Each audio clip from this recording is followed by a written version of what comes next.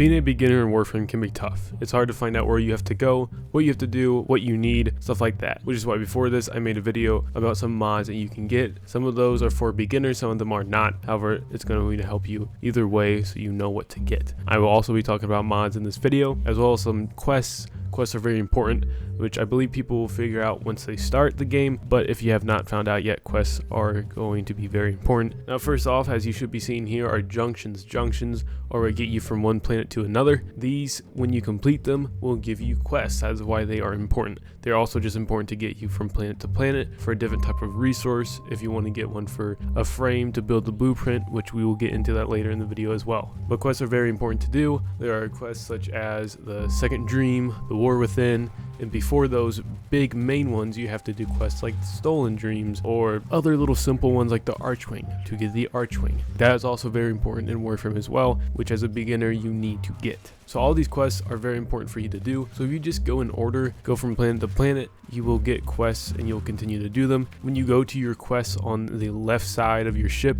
if you're coming from the Foundry, from that little bottom area towards your navigation, it should be on the left. And in those, some of the quests will be blurred, and on the right it would say what master rank you need to be in the qualifications in order to unlock that quest, in order to complete it or begin it. So that's pretty simple of how to begin quests and how to get them. Basically junctions and whatever the challenge or whatever the criteria is for those quests, it will say it in the quest section in your orbiter. The ones that I show in this video, the planets that I go to, those are going to be the most important ones. The other ones are kind of side ones, like the Mirage one. Those just give you a frame blueprint such as Mirage. So those ones aren't as important as the other ones, but I try to highlight in this video the ones that are very important.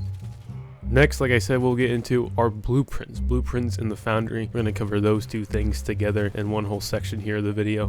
Blueprints, those ones are kind of hard to get used to or to understand. I believe as a new player, when I first started, if I can remember that, it was pretty difficult to understand what blueprints are, why I couldn't just trade away a part of when it was already crafted. I thought I would just get the part and I didn't have to craft it. I just didn't know what the Foundry did for a while there. But what you have to do with some blueprints is you can either purchase them in the market for frames, for weapons, whatever it may be. If it doesn't show an area to purchase it, if it doesn't show credits, if they don't pop up, that means you cannot purchase it. It will say then build requirements, and then would tell you how to get it. If you have to go to a planet, if you have to go to a specific mission, then some of them you have to just do quests such as Octavia, Atlas, Inaros you have to get all the parts for, so that doesn't even matter. A Mirage, like we just talked about, Mesa, a lot of those frames are needed from quests. You have to do quests in order to get the main blueprint of them. Some of them also have their parts blueprint, but some of them do not. Now, like I said, another way to get the blueprint is from doing missions or even going to places such as Cetus, Fortuna, or in this example here, I went to the Necrolisk. You may not have this as your first place to go to, your first syndicate. Necrolisk gives you the frame Zaku.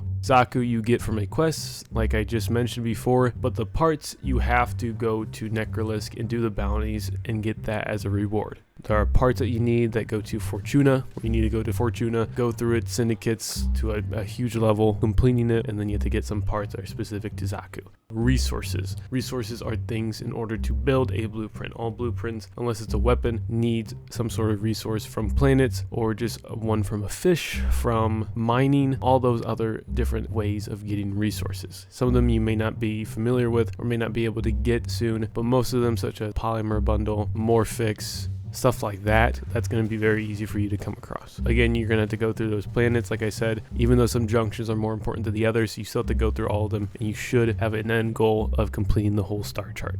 And like I'm showing here, some of them would just require parts, like prime weapons. Those require parts, like a barrel or a stock, stuff like that, a receiver. A lot of those things require it. If you go to a specific area, miscellaneous, it's going to show you to build a part. Sometimes you have to build a part for a weapon. However, if it is a prime weapon or some specific just normal weapons, only require you to purchase a part, and there's no possible way of getting a blueprint for the part, which can help you out in some ways. I'm doing the mission for Rhino, which should be one of the first frames you build. I do have a video about Rhino and how to complete the mission, how to do the mission.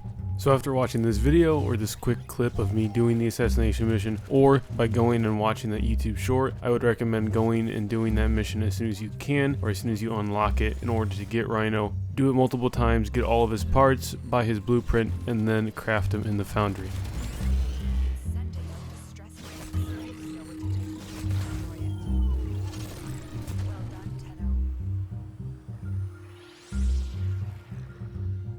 Now the next section of the video, mods or modding, stuff like that. That can be very challenging, especially for a new person. So this is probably one of the most important parts of this video. Mods can be very difficult to understand how to get it or how to get the best one. What is the best one? What's the best thing to use? There are a ton of builds out there or videos that people make that are just specifically on a build for a specific frame and a specific type of build. I said specific a lot, but I think you get the point. A lot of people build certain frames around a certain area or certain ability that makes that frame the strongest or strongest in some circumstances. What I'm showing here with Rhino is just putting all the basic mods that you should get fairly early on in the game. Some of these are easier to obtain in the Void. The Void again is also pretty easy to get to, but if you see here Intensify and Continuity and Streamline, those are all the yellow mods, so those are more of the rare mod. Those ones may be a bit difficult to obtain, which is why I say the Void. The Void I remember being a spot that I would constantly get Continuity or Intensify or Flow. Flow is also rare. You can get Prime Flow, you can get Prime Continuity, you can get Umbral Intensify. This is when you complete the sacrifice quest, and as you can see I put a primed one on there. You can get it from Barrow. Stretch, Vitality, Steel Fiber, Redirection, those are all pretty basic and easy to get mods. Steel Fiber and Vitality as well as Intensify, like I mentioned, those are all Umbral mods. So once you complete that quest, you then have those Umbral mods that look like and act like a prime version of those mods. You also can get specific mods from Syndicates. Right now we're going to look at Argory Reach, Message, and Secrets. Secrets is the rare one. That one is for ability strength, Message is for duration, and then Reach is, well, it's range. All three of those mods are very useful to get out your base stats, which is strength, efficiency, range, and then duration. Those are going to be your basic mods to get. I do show where they're at, so in case you're confused of what Syndicates is, how do you get them? You get them from completing bounties. You will get access to Syndicates once you complete a quest, and there's a bunch of other mods in here too, such as ones that give you more critical damage, ones that give you multi-shot, stuff like that, stuff that are going to be helpful for not only your frame but also for your weapons. A lot of weapons have some really good mods. Necrolisc also has some really good mods for weapons. There are a lot of good easily obtainable mods for your primary, secondary, and melee weapon. More so melee weapon I found to be the easiest to get and obtain. You can get a bunch of these status ones, and elements are probably the go-to for you. Crit is useful, but most of the things that you see when you're going to mod, you want to look at what's the higher base stat. Status is a good thing to focus on, especially when you combine things like Toxin and Cold. When you combine that, it gives you an effect called Viral. Viral is very, very good and can really go through a lot of enemies, go straight to the health. Corrosive over time will take away some armor, and then Slash, damage procs, those things are very good, especially Slash. Syndicates, one thing I just cannot talk enough about apparently. Syndicates, those are very, very useful, and as I'm progressing myself throughout the game, I just keep finding myself going back to Syndicates and just seeing how useful they are, especially when you're able to unlock everything and obtain everything. They can just be very, very useful. There are a few Syndicates that are planet tied. What I mean by that is Fortuna, Cetus, Necrolisc, and then the Chrysalith. Those are all ones that are tied to planets themselves. There are different types of Syndicates that are at those planets that are more of a advanced level. I would say you would have to go and complete most of the quests in the game, and you also would have to go through and do most of the regular or original Syndicate there. Cetus has the Quills. That one is for more advanced players and ones that already have an operator. You might not know what that is yet. If you're that new, everything really has its own thing. So the Chrysalith, that is the most difficult one for you to get. You will not have that for a little bit there. You have to do a quest again. Yes, another quest in order to get this. And one thing I don't believe people focus a lot on is Cephalon Samaris. Once you do a bunch of quests and you have all these parts from frames, let's say you sold them and you no longer have them, and again you can only get them from doing that quest, you can go to the Cephalon and you can then buy them with some standing. So you will have to do some missions specific to him, just like any other Syndicate, in order to get standing for him. You also can get mods. Let's say you accidentally sold an Umbral mod. Well, you can go to the Cephalon and then buy those mods back. A lot of the things in the Cephalon and other Syndicates are very useful. When you go to other Syndicates such as Red Veil, Arbiters of Hexus, they all have some things that many people would like, such as mods. Mods are something that everybody wants, and they have specific frame mods. If you want an ability to work a different way, you have to go and get a Syndicate mod. Not every Syndicate has the same mod. There can be one like Red Veil that has Saren, but if you go to Arbiters of Hexus, they do not have Saren. So there's stuff like that that you have to keep in mind when you do these. And then some have a really good weapon with a specific ability or a unique trait to it. So those are all the things you have to keep in mind. And stuff like Necrolis and Cetus, they have other things that go along with upgrading in the Syndicate, and those can be very, very useful as you go throughout Warframe.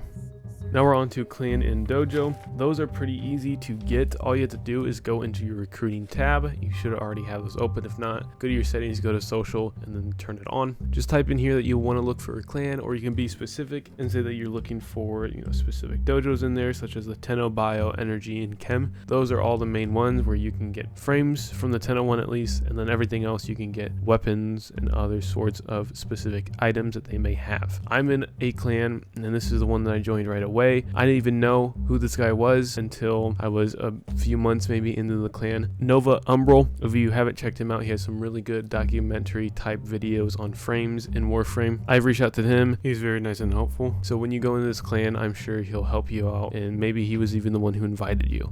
But if not, I would recommend you join it. We have just about everything in this clan. If you go to each lab, as you see here in the video, we have all the parts, and what you would do is then go here and relinquish. So you would basically just purchase it with some credits. You would purchase the blueprints just like you would do in the market, and there are some frames that you may want to get, such as Wukong and Neja, very, very good and easy to use. Wukong, same thing with his rework, really easy to use and a good frame. If you haven't seen or heard, Wukong Prime is crazy popular. A lot of people use him. He's been the #1 frame for, I believe, a few years going on. Ever since his rework, he has been the #1 frame for people to use. He's just almost invincible. He has a good ability, has a good first ability, probably one of the best ones in the game. He's just an all-around good frame. So if you want to get regular Wukong, don't feel bad if you just have regular Wukong. It doesn't really matter. Go to the Chem or Bios and you have enough resources to build these weapons. They are going to be very useful for you as well. Basically, the clan and dojo just in general is useful for you. It also allows you to trade. Once you hit a certain mastery rank and you activate 2-factor authentication, you then are able to trade. So you can access the trade chat and trade in your dojo, or if you just have the 2-factor authentication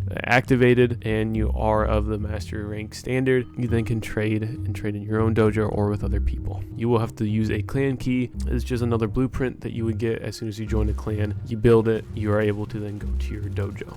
Now that is about it for this video. I believe I have covered everything I wanted to cover in this video specifically.